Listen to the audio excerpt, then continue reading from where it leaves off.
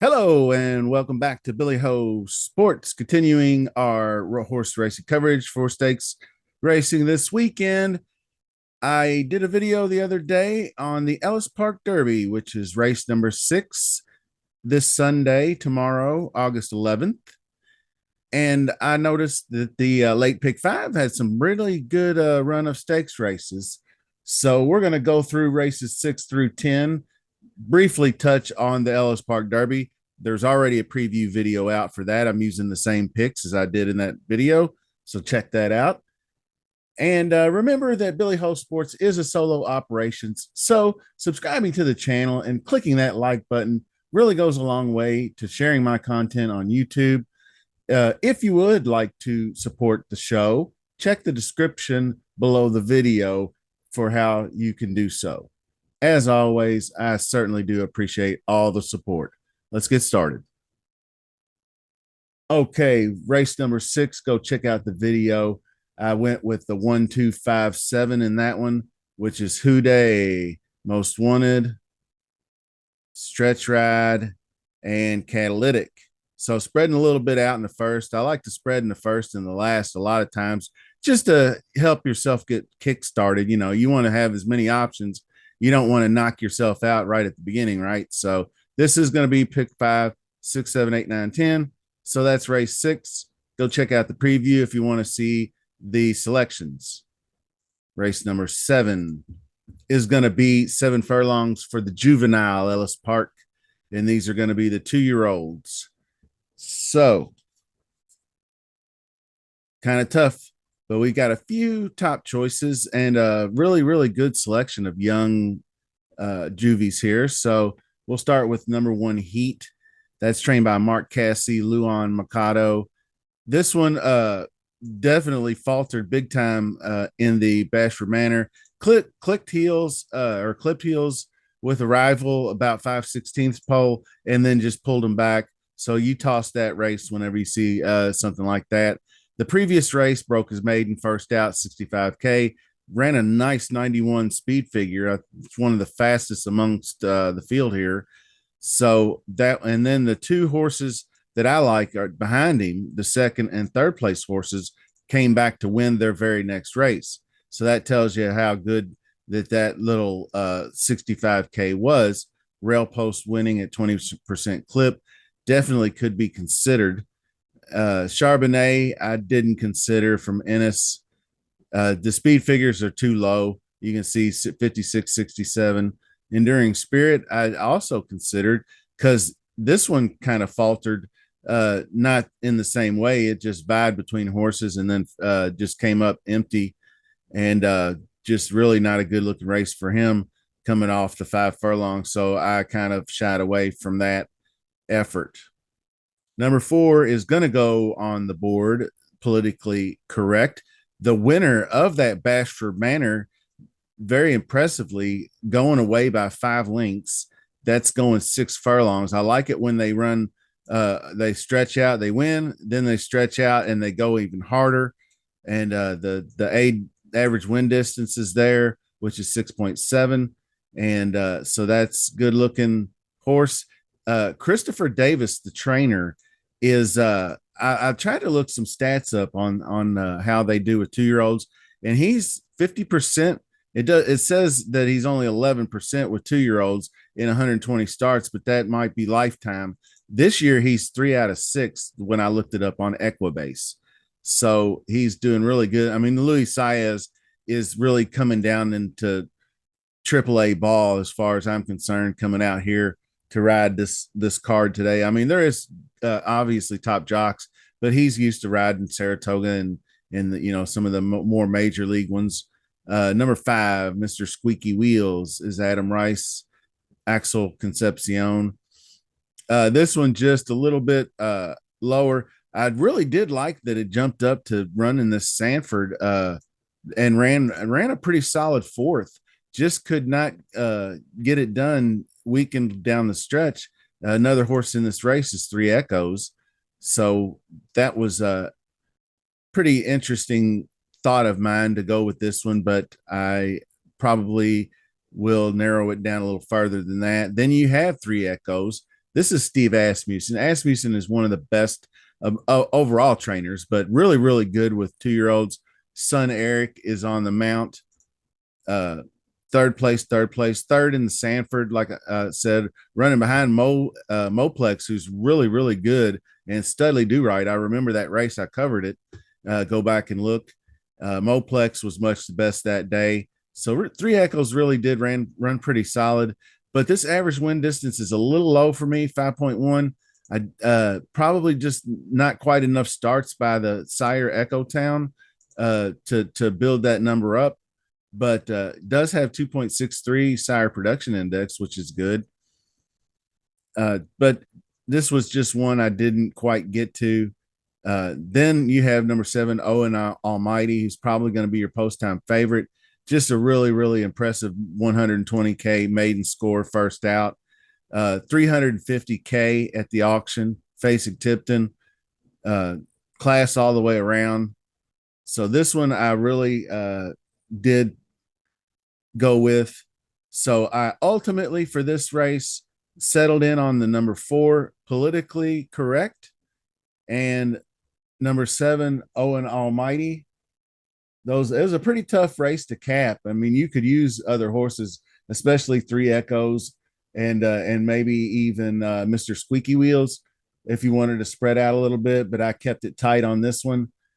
Uh, just too good with 40%, 60% from Davis. So moving on to the number 8th race. This one's going to be the debutante, and this is for fillies 2-year-olds and going 7 furlongs on the dirt. And interesting race that I narrowed down to let's see, 1, 2, 3, 4, 3 or 4 horses. I think we might even go 5 deep on this one. So let's take a look. We start with I believe our first choice we're going to go with is Rich City Girl. You can see the Prime Power Stilettos, Funky Drummer, American Woman up top. First one that stood out to me, Rich City Girl, Larry Ravelli. Really strong numbers with 2-year-olds. This one was heavily bet in the debut, got it done. Looking to improve off of that, going just 5.5 at Ellis. I think he'll stretch out just fine. City of Light is the sire, who sires obviously the year 2-year-old champion Fierceness. So I look for a lot of speed out of this horse, front runner. That's why I liked it. So that one's going on there. Run Camilla Run is not, nor is Baytown Butterfly. Then you have Stilettos, lots of early speed. First in Prime Power. Brett Calhoun, another really, really good 2-year-old trainer. Lots of good success. Brian Hernandez, great jockey. You already know about his success he's having this year. He's 4 wins and 15 starts over the last 7 days. We'll take that. Won by 16 links, as you can see, whopping 16 links. Really didn't even set all that fast a pace. I mean, 22:46 going 5 furlongs is not really burning it up, but it was. He just won for fun. It was so easy over this. When they're that much the best, it'll probably get bet down. That's just a really eye popping stat when you see that kind of win. You just really think this one's going to be just blow their doors off. So Stilettos is in there. Then I'm going to go number 8. She's a Funky Drummer. Larry Ravelli again, back-to-back wins. Won the I believe it's Golden Lassie stakes there. I mean, they come right out after a win and then win a stakes race, going an extra furlong, and now just another furlong and a half. A 37% trainer in non-graded stakes. Ravelli, this one has all the earmarks of being a top contender, even though it does have a weaker chance of winning on the outside post. And then number 9, Adira. That's Steve Asmussen. And once again, I believe I will include this one, sired by Authentic, which is a nice front running Kentucky Derby winner. So I like that early speed. Just did not do well in the debutante at all. This debutante at for 225 at Churchill probably didn't like the mud very much. I would think got behind horses and probably just didn't really care for it. But we got the other Asmussen brother, since Keith is still, I believe, on the injured reserve there from his accident a month or so, or however long ago it was. So that one is going to be included as well. And I'm going to go five deep. So I'm going with Brendan Walsh, an American woman. Uh, Stay away from me. Win going at 71K. I didn't get it done. This one I'm not as bullish on as the rest of them, but it is an include with a good trainer. Like I said, sometimes you do got to spread a little more. 3-1 morning line odds. You don't want to exclude that one. So we're spreading five deep there, going 3, 6, 8, 9, and 10. And now next up is race 9. That's going to be the Audubon Oaks. And this was definitely my one good shot at a single. Number one, Tarifa is just heads and above. You can see the difference in prime power. Over Meeks Palace is not like double digits, but it's 7, 7 points higher. And this is just my chance to single. I considered the 6 Minx Palace because it looked really good on my race notes as well. But so basically with Tarifa, I'm going to toss the Kentucky Oaks. That was just an outlander race, mile and an eighth in the slop. It was really tough that day. Keen early, so no bid. So just had a bad day at the office. So you look back at the previous races, win, 3 in a row, 2 grade 2s, the Rachel Alexandria and the Fairground Oaks at Fairgrounds just rolling right here. So I think gets back to the winning ways. It's Brad Cox, Florence Giroux, and Inside Post is winning at a 20% clip. You give them all the advantages of the overwhelmingly best horse, and that's what you get. But I did want to show you, if you wanted to go underneath a few other horses, if you just were betting this race as a single race, Navy Bell is a solid one with a Greg out of the Greg Foley barn.